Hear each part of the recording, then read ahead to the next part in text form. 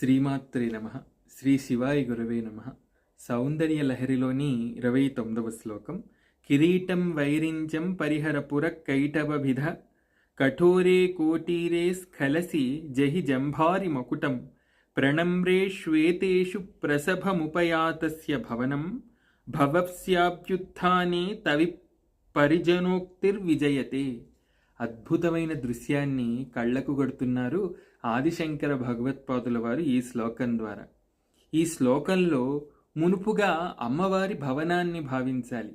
ఆ భవనంలో కొలువైన ఒకానొక రత్నమయమైన సింహాసనంపై అమ్మవారు ఆసీనురాలై అక్కడకు తన దర్శనార్థం వేంచేసిన అనేక మంది దేవతలకు ఆజ్ఞలు జారీ చేస్తున్నారు.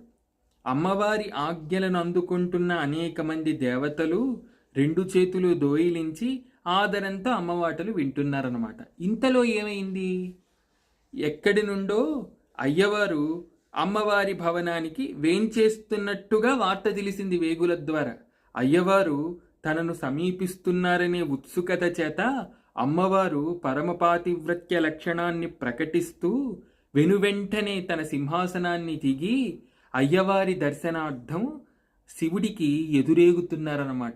ఇలా తాను ఎదురేగబోతుండగా అమ్మవారి దర్శనం చేసుకోవాలని ఉత్సుకతతో అనేక మంది దేవతలు తన కొలువులో వేంచేసి ఉన్నారు కదా, వారందరూ అమ్మవారి పాదాలకు తమ తలను తాటించాలనే ఉద్దేశంతో ఒక్కసారిగా మోకరిల్లి తమ కిరీటాలన్నీ నేలకాంచారనమాట.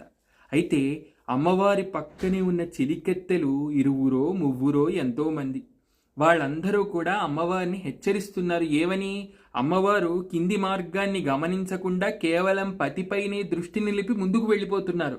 అయితే అమ్మవారి కుసుమకోమలమైన పాదాలకి ఈ దేవతల కిరీటాలు తాకి ఎక్కడ గాయం చేకూరుతుందేమోననే భావన చేత అమ్మవారిని హెచ్చరిస్తున్నారు చుట్టూ ఉన్న చిలికెత్తలు. ఏవని అంటే, అమ్మా అదిగో బ్రహ్మదేవుడి కిరీటం జాగ్రత్త, అమ్మా అదిగో కైటభారి అయిన విష్ణువు కిరీటం జాగ్రత్త, అమ్మా అదిగదిగో జంభారి అయిన ఇంద్రుడి కిరీటం జాగ్రత్తగా చూసుకొని అడుగు వేయి, లేకపోతే నీ కుసుమకోమలమైన పాదాలకు ఆ కిరీటం తాకటం చేత కందిపోగలవు అని తమ హృదయమార్ధవాన్ని ప్రకటిస్తున్నారు. ఇందులోని ఆంతర్యం ఏమిటంటే, మూలాధార చక్రంలో ఉద్దీపనమైన ఆ కుండలిని క్రమంగా అనేక యోగ భూమికలను దాటుకుంటూ సహస్రారానికి చేరుకోవటమే ఇందులోని ఆంతర్యం అన్నమాట.